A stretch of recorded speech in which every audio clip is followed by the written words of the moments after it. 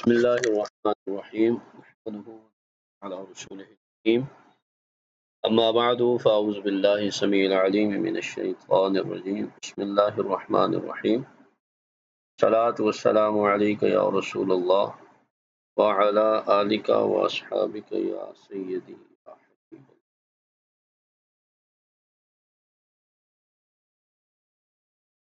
خصوص في الفقه سال اول در مختار کے متن کے ساتھ آج ہم حاضر ہیں۔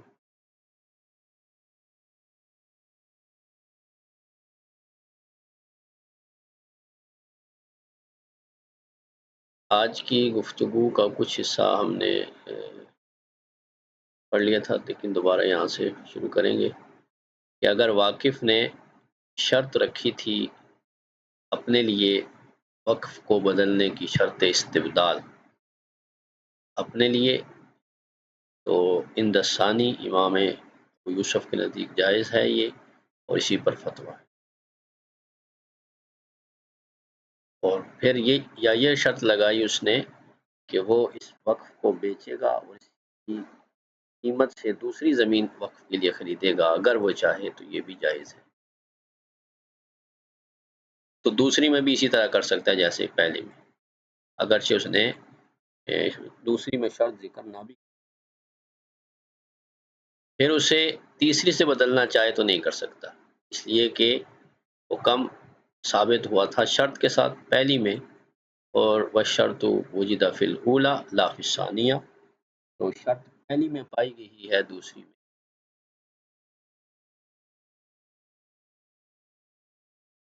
اور آگے تھا وَأَمَّا استبدال وَلَوْ لِلْمَسَاكِينَ اعلیٰ کا معنی کیا ہے رجع، اور بہرحال استبدال کرنا اگرچہ مسکینوں سے ہو پھر بھی جو ہے وہ مسکینوں کے لیے تھا، وہ وقف تو بھی تھا، وہ استبدال یا رجوع جو ہے وہ مانا جائے گا۔ اور اگر شرط نہیں لگائی اس نے فلا یملکہ الا القاضی، پھر قاضی کے فیصلے کے ذریعے استبدال وقف جائز ہو۔ اس سے آگے ہم پڑھا تھا کہ وشارت فی البحر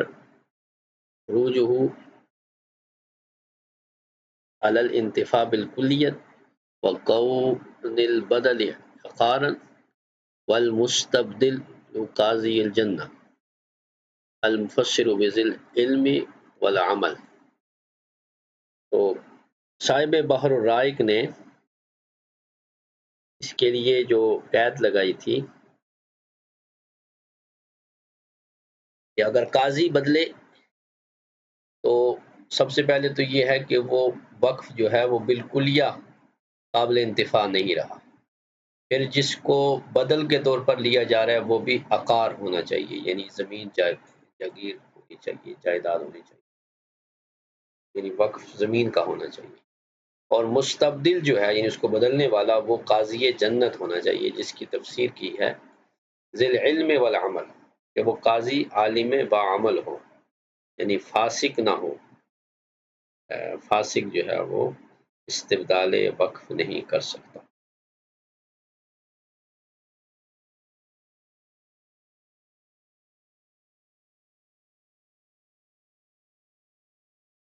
اور نہر الفائق میں ہے کہ ان المستبدل قاضی الجنہ فالنفس به مطمئنۃ فلا یخشی ضیاعہ ولو بالدراہم والدنانیر۔ اور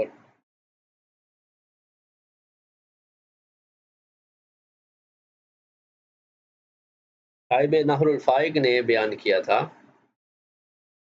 کہ مستبدل قاضی جنت جو ہے وہ ہے کہ جس پر نفس جو ہے وہ مطمئن ہو اور اس کے بارے میں یہ اندیشہ نہ ہو کہ یہ وقف کو ضائع کر دے گا، اگرچہ وہ وقف کو درم و دینار سے ہی تبدیل کر دے، یہ بھی جائز ہے۔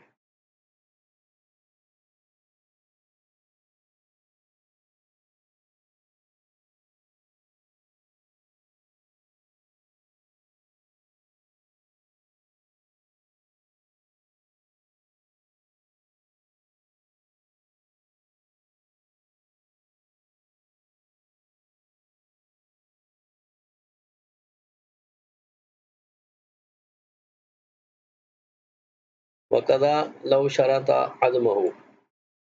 اور اسی طرح اگر وہ عدم کی شرط لگاتا ہے، یعنی عدم استبدال کی، تو بھی جو ہے وہ جائز ہوگا۔ وہوا احدى مسائل احدى المسائل السبع التي يخالف فيها شرط الواقف كما بسطه في الاشباح، اور یہ ان 7 مسائل میں سے ہے جس میں شرط واقف کی مخالفت جو ہے وہ جائز ہے، جیسا کہ اشباح والنظائر میں وہ 7 جو ہے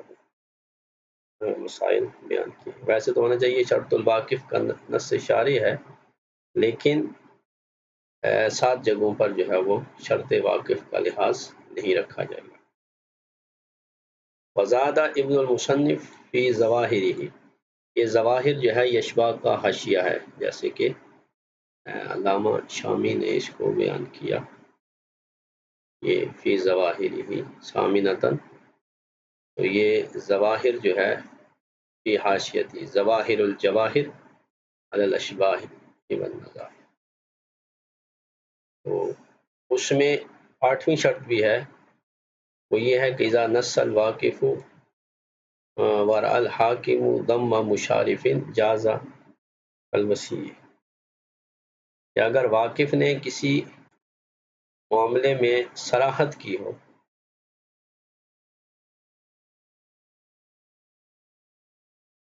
اور حاکم جو ہے مناسب سمجھے تو اس کے ساتھ نگران کو یا مشارف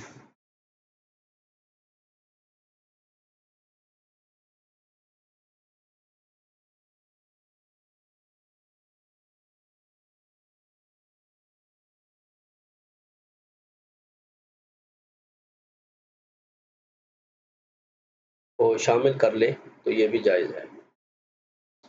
جیسا کہ وصی میں ہوتا ہے، یعنی وصی کے معاملے میں جیسے جائز ہوتا ہے، تو یہاں پر بھی وقف کے انتظامی معاملات میں اگر واقف نے کسی شخص کو متولی بنایا لیکن حاکم یہ محسوس کرے کہ نگرانی کے لیے کسی مشرف کی، سپروائزر وغیرہ کی بھی ضرورت ہے، تو مصلحت کے تحت وہ بنا سکتا ہے۔ وَأَضَاءَ لِأَنْفَعِ الْوَسَائِلِ، اور اسے انفع الوسائل کی طرف اسے اس بات کو منسوب کیا کہ یہ 8ویں شرط وہاں ہے، اس میں یہ شرط پائی گئی۔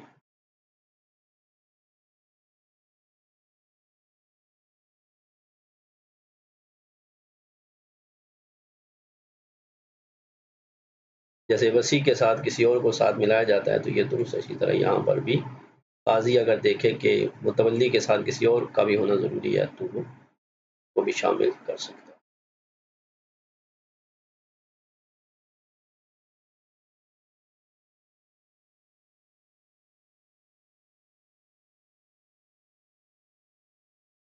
یہاں حاشیے میں وہ 7 مسائل جو ہے وہ انہوں نے علامہ شامی نے ذکر کیے ہیں۔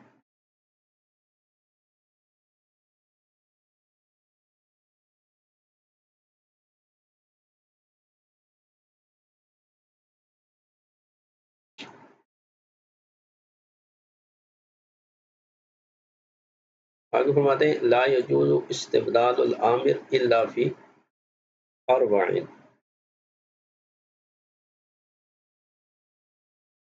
کہ آباد جو زمین ہے اس کے ساتھ بدلنا جائز نہیں ہے مگر 4 جگہوں پر۔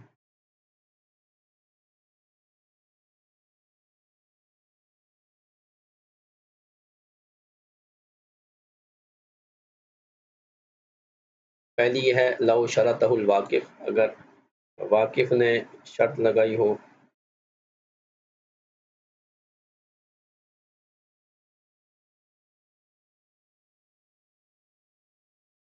دوسرا یہ کہ اذا غصبہ غاصب واجرى علیہ الماء حتى صار بحرا، دوسرا یہ کہ اس وقت پر غاصب نے قبضہ کر لیا ہو اور اس پر جو ہے وہ اس نے پانی بہا کر اس کو بالکل دریا بنا دیا ہو، یعنی اب وہ زمین نہ رہی۔ تو فیضمن القیمت و یشتری المتولی بہا اردا بدلا، تو پھر وہ غاصب جو ہوگا وہ قیمت کا ضامن ہوگا اور متولی اس قیمت سے دوسری زمین بطور بدل خریدے گا۔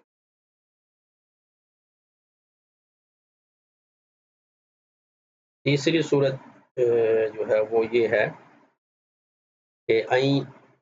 یجحدہ الغاصب ولا بینۃ، کہ غاصب نے انکار کر دیا وقف کو دینے سے اور نہ ہی اس کے پاس گواہ ہیں۔ اے واراد دفع القیمت فللمتولی اخذها لیشتری بها بدلا، یعنی وہ قیمت دینے کا ارادہ کرے تو متولی کے لیے اسے لینا جائز ہے تاکہ وہ اسے لے اور تاکہ اس کے بدلے دوسرا جو ہے وہ خرید سکے۔ چوتھا یہ ہے کہ ان یرغب انسان فیہ ببدل اکثر غلۃ و احسن فقعا فیجوز علی قول ابی یوسف وعلیہ الفتوی کما فی فتاوی قاری الہدایہ۔ چوتھی شرط یہ ہے کہ انسان اس میں رغبت رکھے کہ اس کے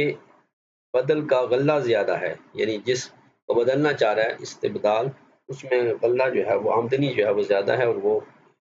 خطے کے اعتبار سے بھی زیادہ حسین ہے، اچھا ہے۔ امام ابو یوسف کے قول کے مطابق جو ہے وہ جائز ہے اور اسی پر فتویٰ ہے، جیسا کہ قاری الہدایہ میں۔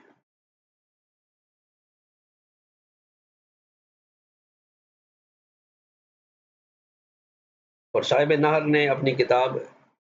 اجابت السائل میں فرمایا قول قاری الہدایہ والعمل والا قول ابی یوسف، یعنی یہ معارض ہے اس کے جسے صدر الشریعہ نے بیان کیا، نحن لا نفتی بھی، تو اس پر جو ہے وہ فرماتے ہیں کہ ہم اس کے ساتھ فتویٰ نہیں دیتے۔ وقد شاہدنا فی الاستبدال ما لا يعد ويحصى فإن ظلمة القضاة جعلوه حیلة لإبطال اوقاف المسلمین، تو اس قول پر ہم فتویٰ نہیں دیتے کیونکہ ہم نے مشاہدہ کیا ہے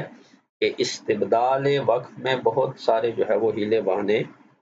بنائے جاتے ہیں جو حد و شمار میں نہیں آتے، کیونکہ ظالم جو قاضی ہیں انہوں نے مسلمانوں کو کہ وقف کو باطل کرنے کے یہ ہیلے بنا لیے ہیں کہ نہیں یہ وقف صحیح نہیں ہے، اس کو بدل کر دوسرا وقف لے لیتے ہیں۔ تو اس لیے قاضی ابو یوسف علیہ رحمہ کے قول پر فتویٰ نہیں۔ اعلیٰ تقدیر ہی فقد قال فی الاسحاف المراد بالقاضی وقاضی الجنہ المفسر بذی العلم والعمل، اور اگر اسے مان بھی لیا جائے اس قول کو تو پھر بھی الاسحاف کے مطابق اس قاضی سے مراد بھی قاضی ظالم نہیں ہوگا بلکہ قاضی جنت ہوگا، جس کی تفسیر کی گئی تھی علم و عمل کے ساتھ، عالم بعمل۔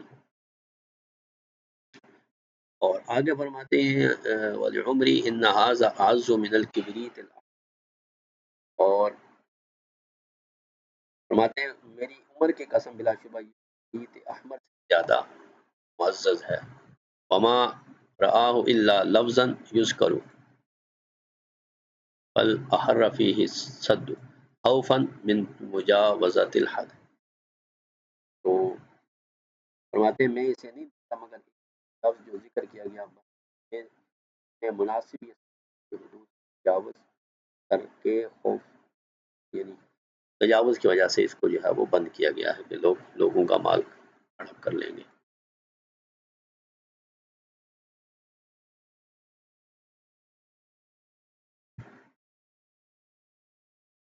تو یوں استبدال وقف جو ہے وہ اسے بدلنا، یعنی آباد جو وقف ہے استبدال، یہ چار شرائط ہوں تو پھر جو آباد وقف ہے اس کو تبدیل کیا جا سکتا ہے۔ قل تو سارے کہتے ہیں، میں کہتا ہوں لیکن فی معروضات المفتی ابی سعود انہ فی سنۃ 51 و 900 ورد الامر الشریف، کہ مفتی ابو سعود جو تھے یعنی سلطنت عثمانیہ میں مفتی اعظم جو تھے مفتی ابو سعود، تفسیر ابو سعود بھی انہی کے نام سے ہے، جسے ارشاد العقل السلیم کہا جاتا ہے، شہزادہ سلیم کے لیے انہوں نے وہ تفسیر لکھی تھی، اور انہیں مفسرین کا خطیب کہا جاتا ہے، خطیب المفسرین شیخ الاسلام مفتی ابو سعود صاحب۔ تو ان کے معروضات میں جو ہے وہ 951 ہجری میں یہ جو ہے وہ فیصلہ ہوا کہ والد الامر الشریف، یہ ایک سلطان کی طرف سے اجازت نامہ یا حکم یہ جاری ہوا بمنع استبدالی، کہ اس طرح کرنے سے یعنی استبدال وقف سے منع کیا گیا ہے۔ وَأَمَرَ أَن يَسِيرَ بِإِذْنِ السُّلْطَانِ تَبْعًا لِتَرْجِیحِ صدر الشریعہ۔ تو اس میں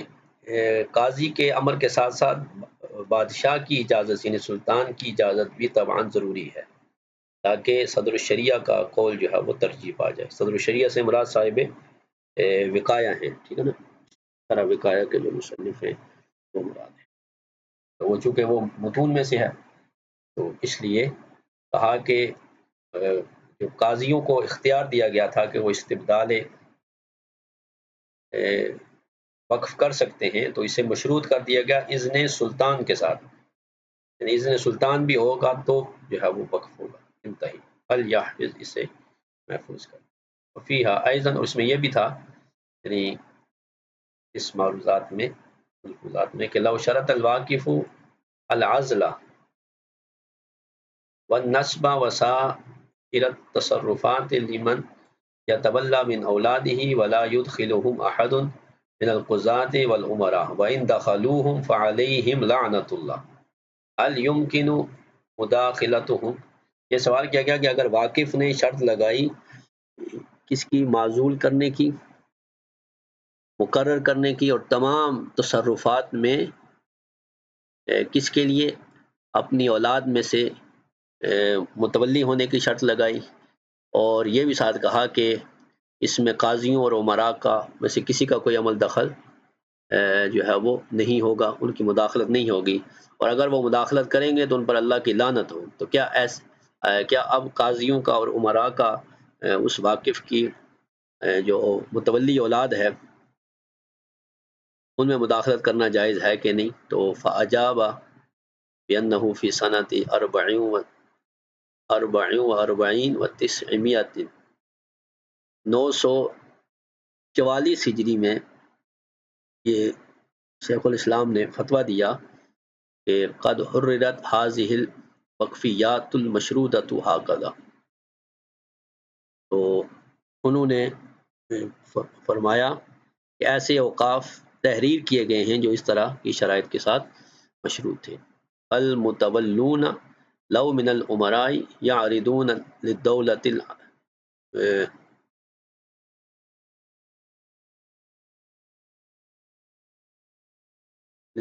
العلیہ علی مقتضی الشرع، کہ اس ایسی صورت میں اگر متولی اگر عمراء میں سے ہوں، المتولون لو من الامراء، اگر عمراء یعنی ایلیٹ کلاس ہے وہ متولی ہیں، تو پھر جو گورنمنٹ ہے یعنی وفاقی جو گورنمنٹ ہوتی ہے اس کے سامنے پیش کیا جائے گا شریعت کے تقاضے کے مطابق علی مقتضی۔ ومن دونہم، اور جو عمراء سے کم تر ہیں متولی رتبتاً، یعرض بآرائہم مع قضاة البلاد علی مقتضی المشروع من المواد لا یخالف القضاة المتولین ولا المتولون القضاة۔ تو پھر جو ان سے رتبے میں عمراء سے کم ہیں یعنی غیر عمراء ہیں، تو وہ جو شہر کے قاضی ہوں گے ان پر وہ معاملہ پیش کیا جائے گا، تو وہ شریعت کے اصولوں کے مطابق جو ہے وہ فیصلہ کریں گے۔ تو پس وقف کرنے والے جو ہے وہ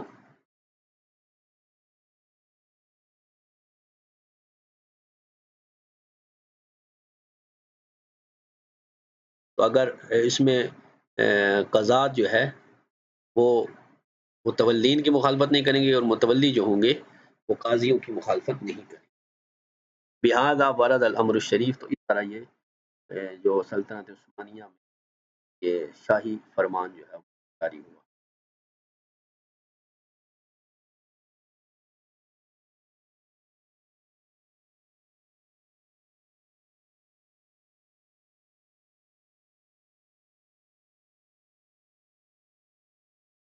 اگر عمراء ہیں تو وہ خود سے نہیں ہو سکتے، مستقل نہیں ہیں، تو وہ معاملہ یعنی سلطان تک پہنچائیں گے، یا سلطان کا جو کہ وہ سلطان کے قریب ہوتے ہیں، لہذا سلطان ہی اس کا فیصلہ کرے گا۔ والواقفون لو ارادوا ای فساد صدر یصدر واذا داخلهم القضاة والامراء فعليهم لعنة الله وهم الملعونون لما تقرر ان شرائط المخالفت للشرع جميعا لغو باطل۔ اب یہ اگر واقفین نے جو ہے وہ اگر وہ یہ شرط لگا کے فساد ارادہ کریں گے، جو بھی فساد صادر ہوتا رہے، اور اس میں جو ہے وہ جب قاضیوں کو اور عمراء جب وہ مداخلت کریں تو پس ان پر لعنت ہو، تو فرمایا تو وہ خود ہی ملعون ہوں گے، کیونکہ یہ بات ثابت ہو چکی ہے کہ وہ شرائط جو خلاف شرع ہوں وہ ساری کی ساری لغو اور باطل ہیں۔ تو یہ شرطیں لگانا کہ جو مخالفت کرے گا وہ ملعون ہوگا، تو وہ ملعون نہیں ہوگا بلکہ یہ شرط لگانے والے ہی ملعون ہوں گے۔ فلیحفظ، اسے محفوظ کر لینا۔ تو خلاصہ یہاں بیان کرتے ہیں کہ اگر واقفین نے شرط لگائی اس طرح کی اور لعنت کی ان لوگوں پر جو اس کی دیکھ بھال کے لیے عمراء یا قضات میں سے ہوں گے، کانوا هم الملعونین لأنهم ارادوا بهذا الشرط انه مهما صدر من الناس من الفساد لا يعارض احد۔ یہ شرط جو ہے فرماتے ہیں خلاف شرع ہے، اور یہ اس میں انہیں اس لیے مداخلت دی جاتی ہے تاکہ موقوف مال معطل نہ ہو، لہذا اسے قبول نہیں کیا جائے گا۔ اب اگلی جو ہے وقف ہے زمین کا، اور زمین پر تعمیرات جو ہیں ان کا وقف۔ فرماتے ہیں بنا علی ارض ثم وقف البناء، کسی نے زمین پر کوئی تعمیر کی پھر اس تعمیر کو وقف کیا قصداً بدونہا،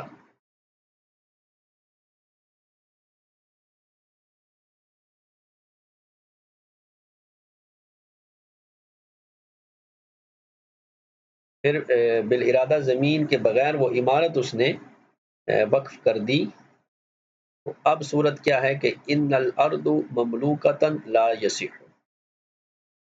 اگر وہ زمین کسی کی اور کی مملوکہ ہے اور اس مملوکہ زمین پر کسی جو ہے وہ عاریت والے نے یا اجارے والے نے کوئی جو ہے کوئی تعمیر کر کے اسے کرائے پر لگا دیا یا اسے وقف کر دیا، تو یہ صحیح نہیں ہے۔ یعنی جس کے پاس زمین نہیں ہے، زمین کا مالک نہیں ہے، وہ اس زمین کو بھی وقف نہیں کر بنی جو ہے وہ کوئی تعمیر عمارت وغیرہ اس کو بھی وقف نہیں کر سکتا۔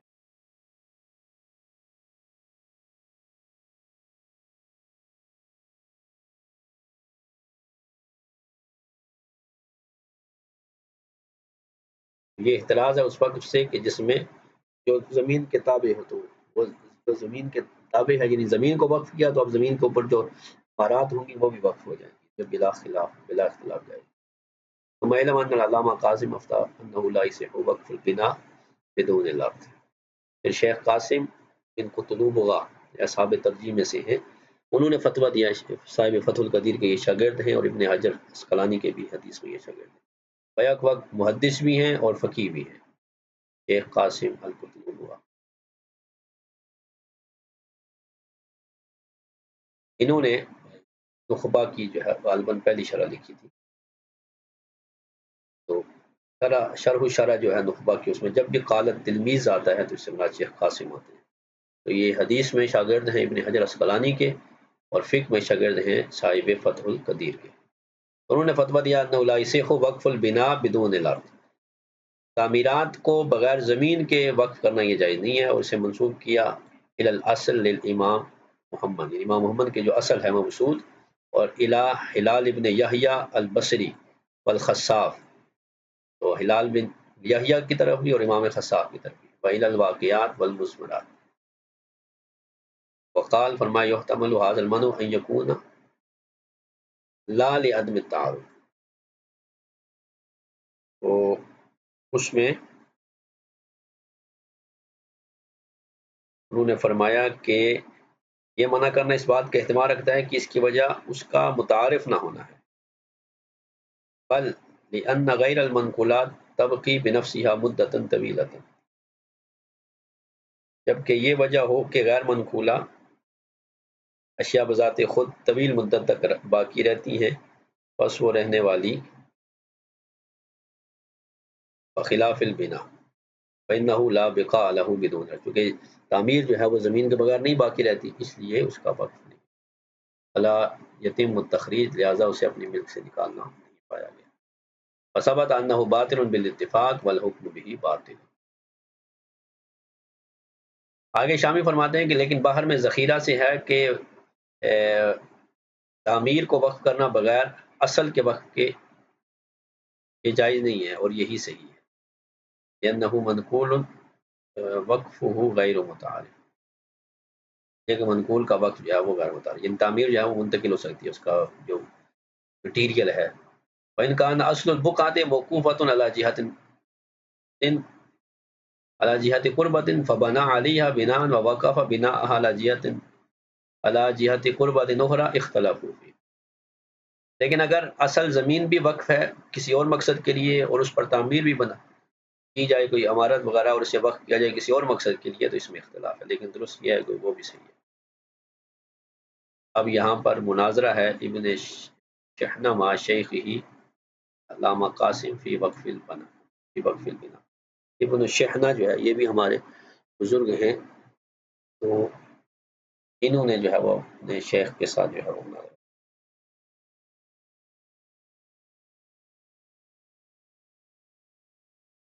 تو فرماتے ہیں اس میں صریح ہے،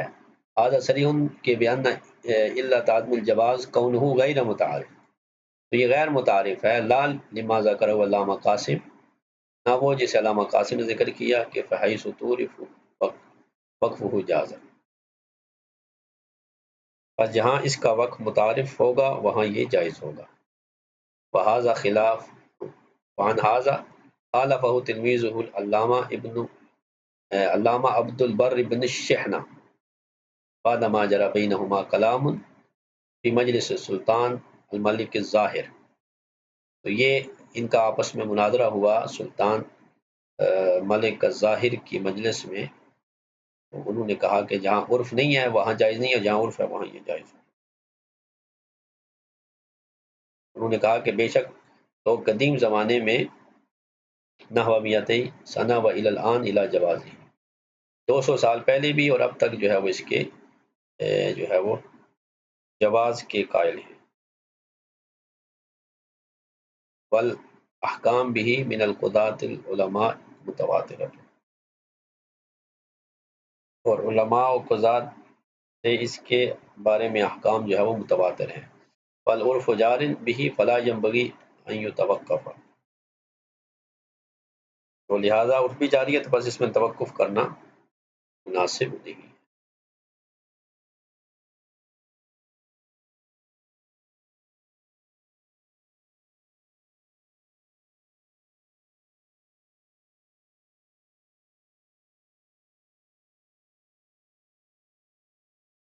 البتہ بعد کے علامہ محمد بن ظہیر القرشی نے ان کا بھی آ کے رد کیا، اور انہوں نے کہا کہ اس کے عدم جواز پر مذہب کی نصوص کی مخالفت کی ہے، اور اپنے شیخ سے انہوں نے مخالفت کی ہے، اور مذاہب اربعہ کے علماء نے اس پر اجماع کیا ہے۔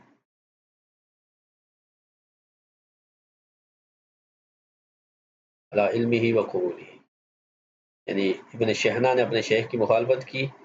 جن پر علماء عصر کے مذاہب اربعہ نے ان کے علم اور ان کے قول کے قبول پر اجماع کیا، انه اعتمد على قول مرجوح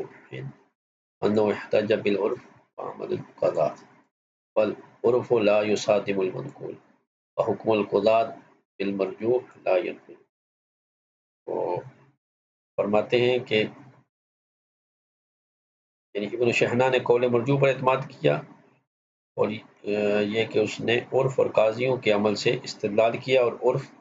منقول کے مزاحم اور مقابل نہیں ہوتا، یعنی جہاں نقل ہوگی وہاں عرف قابل قبول نہیں ہوگا، یعنی نص کے مقابل عرف نہیں ہو سکتا، اور مرجوع کے ساتھ قاضیوں کا حکم دینا یہ نافذ نہیں۔ اب یہاں پر علامہ شامل فرماتے ہیں کہ آپ پر یہ مخفی نہ رہے کہ ان المفتی الذی علیہ المتون جواز وقف المنقول المتعارف، آپ پر یہ بات مخفی نہ رہے کہ مفتہ بھی قول جس پر متون ہے وہ یہ ہے کہ منقول متعارف کا وقف جو ہے وہ جائز ہے، حیث سارا وقف البنا متعارفا کان جوازہ وافقا للمنقول، اور اس حیثیت سے کہ عمارت کا وقت متعارف ہو تو اس کا جواز جو ہے وہ منقول کے موافق ہے، ولم یخالف نصوص المذہب علی عدم جوازہ، اور اس نے یہ عدم جواز پر مذہب کی نصوص کی مخالفت نہیں کی، کیونکہ اس کی بنیاد جو ہے وہ مبنیۃ علی انہ لم یکن متعارفا، کیونکہ یہ اس بات پر تھا کہ وہاں عرف جو ہے وہ قائم نہیں۔ بہرحال یہ ایک لمبی بحث انہوں نے اس پر کی ہے۔ وقیل صح وعلیہ الفتویٰ، اور یہ بھی کہا گیا کہ وہ صحیح ہے اور اسی پر فتویٰ ہے۔ شامی کہتے ہیں اخذہ من اطلاق معنی کا لہو قاری الہدایہ، سئل قاری الہدایہ عن وقف البنا والغراس بلا ارض، قاری الہدایہ جو ہیں یہ ہدایہ کے ادارے ہیں، ان سے پوچھا گیا عمارت کا وقف اور باغات کا وقف بغیر زمین کے، انہوں نے اجاب الفتویٰ علی صحت ذالک، کہ اس کی صحت پر فتویٰ یعنی یہ جائز ہے، ورجحہ شارح الوہبانیہ، اور شارح وہبانیہ نے بھی اس کو ترجیح دی، وقرہ المصنف، مصنف نے بھی، یہ صاحب تنویر الابصار نے بھی اس کو برقرار رکھا، معللا بانہ منقول فیہ تعامل وتعین به الافتاء، کیونکہ یہ وقف منقول ہے اور وقف منقول میں تعامل کی وجہ سے یہ وقف جو ہے وہ جائز ہے۔ وَإِن موقوفۃ، دوسری صورت یہ تھی کہ اگر وہ زمین موقوفہ ہے، پہلے یہ تھی کہ زمین موقوفہ نہیں ہے صرف عمارت موقوف، اب زمین بھی موقوف ہے، علامہ عین البناء لہو جاز طبعا اجماع، اب اگر زمین بھی موقوف ہے جس کے لیے اس نے عمارت کو معین کیا تو اس کی تبع میں جو ہے وہ بالاجماع عمارت کا وقت بھی جائز ہوگا۔ وَإِنِ الْأَرْضُ لِجِهَةٍ أُخْرَى، اور اگر زمین کسی اور وقف میں، یعنی جہت وقف اس کی اور ہے اور عمارت کی جہت وقف اور ہے، تو فَمُخْتَلَفٌ فِي، اس میں اختلاف ہے، یعنی زمین اور عمارت دونوں ایک ہی وقف ایک ہی جہت میں ہوں تو یہ جائز ہے، اور زمین اور عمارت دونوں دو مختلف چیزوں کے لیے وقف کیا جائے تو اس میں اختلاف ہے، لیکن بس صحیح ہو الصحۃ، لیکن اس میں بھی صحیح یہ ہے کہ یہ بھی وقف صحیح ہے، کما فی منظومۃ المحبیہ۔ وسئل ابن نجیم عن وقف الاشجار بلا ارض فاجاب یصح، امام ابن نجیم صاحب اشباب النظائر سے پوچھا گیا، صاحب بحر سے پوچھا گیا کہ زمین کے بغیر درختوں کو وقف کرنا جائز ہے، تو انہوں نے جواب دیا کہ یہ درست ہے، یعنی زمین کے بغیر جو ہے وہ درختوں کو وقف کیا جا سکتا۔ لو الارض وقفا ولو لغیر الواقف، تو جواب دیا کہ صحیح ہے بشرطِ زمین بھی وقف ہو، لو الارض وقفا او لغیر الواقف، اگرچہ وہ واقف کی نہ ہو، یعنی جو عمارت وقف کر رہا ہے اس کی نہیں ہے کسی اور کی ہے، پھر بھی وقف ہے تو پھر جائز ہے۔ وسئل ایضا عن البناء والغراس فی الارض المحتقرہ، اور اگر ان سے یہ پوچھا گیا کہ عمارت اور باغ وغیرہ یعنی درختوں کو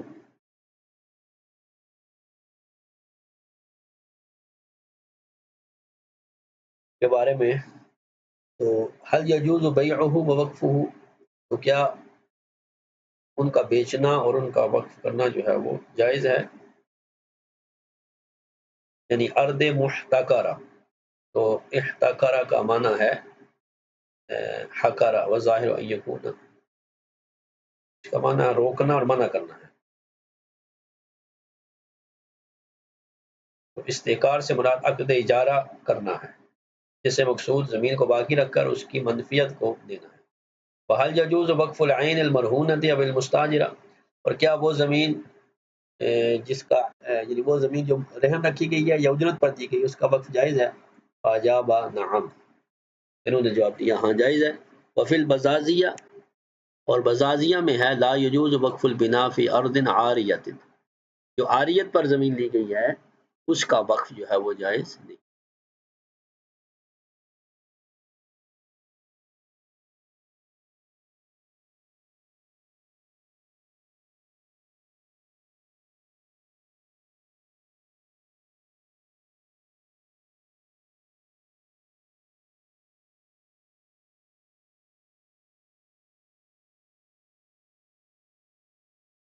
اور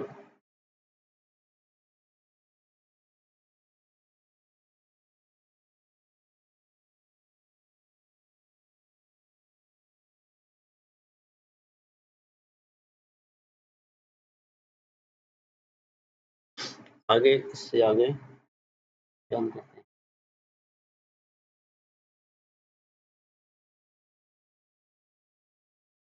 حاول اجارہ یعنی اجارت پر اجارے پر جو دی گئی ہے تو اس کا وقف جو ہے وہ اجرت پر عاریت پر یا اجرت پر جو دی گئی ہے زمین اس کا وقف کرنا. اما زیادت فی الارض المحتقرۃ وفی المنیا عنوت لرجل فی ارض وقف فابا صاحبه ان یستاجر الارض باجر المثل ان العمارۃ لو رفعت تستاجر باکثر ما استاجر. اب اگلا مسئلہ یہ بیان کرتے ہیں کہ رہی ارض محتکرہ میں زیادتی، یعنی وہ زمین جسے روک کر رکھا گیا ہے اس میں اگر کوئی زیادتی ہے تو منیا میں ہے کہ وقف زمین میں کسی آدمی کی دکان ہو اور اس کا مالک اسے اجرت مثل کے ساتھ زمین اجارہ دینے پر، زمین اجارے پر لینے سے منع کر دے. اگر عمارت کو اکھاڑ لیا جائے لوروفیات تو اس سے زیادہ اجرت وصول کی جائے گی جتنی اجرت پر اسے لیا تھا.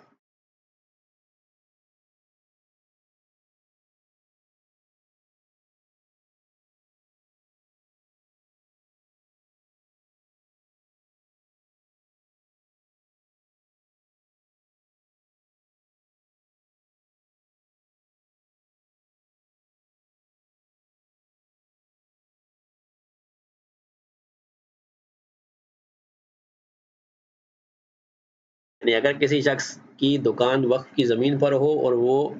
شخص زمین کو اجرت مثل پر کرائے پر دینے سے منع کر دے تو اگر اس عمارت کو ہٹا کر زمین کسی دوسرے شخص کو زیادہ کرائے پر دی جا سکتی ہو تو اس عمارت کو ہٹانے کا حکم دیا جائے گا اور زمین دوسرے شخص کو کرائے پر دی جائے گی.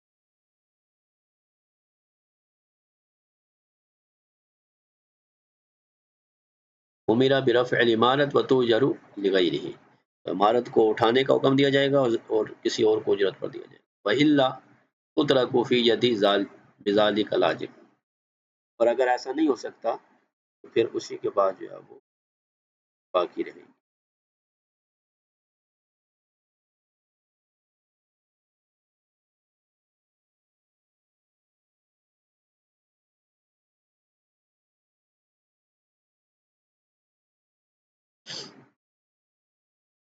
وَمِثْلُهُ فِي الْبَحْرِ،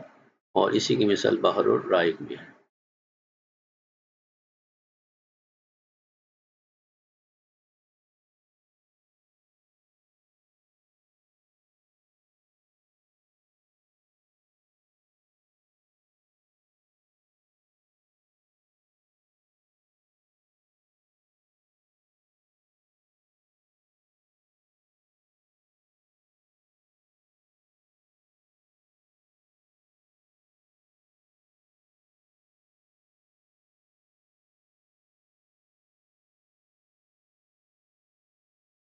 اور آگے فرماتے ہیں وفیہ لو زید علیہ ان اجارتہ مشاہرۃ، کہ اسی میں ہے کہ اگر اس پر جو ہے وہ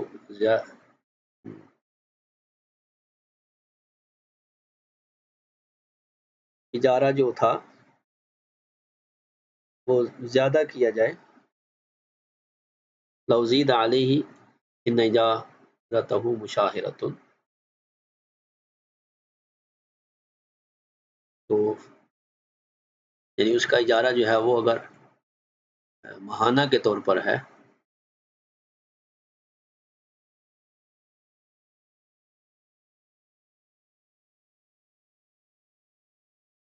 تو یہ زیادتی جو ہے وہ قبول نہیں ہوگی۔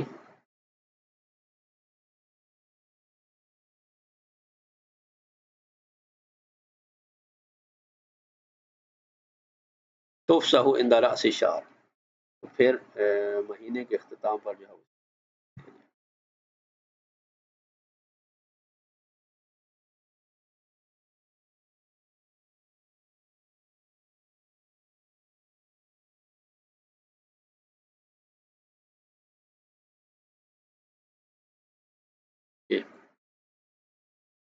ثم ان در رفع البناء لم يرفع وان لم يدر رفع او يتملك القيم برضاء المستاجر، پھر اگر عمارت کو گرانا یا نقصان ہو تو اسے نہیں گرایا جائے گا، اور اگر اس سے نقصان نہ ہو تو وہ گرایا جائے گا، یا متولی مستاجر کی رضامندی سے اس عمارت کو اپنی ملکیت میں لے لے گا۔ فَإِن لَّمْ يَرْضِ تَبْقِي إِلَىٰ أَن يَخْلُصَ مِلْكُهُ، اور اگر وہ مستاجر جو ہے وہ راضی نہ ہو تو جب تک اس کی ملکیت باقی ہے عمارت بھی باقی رہے گی۔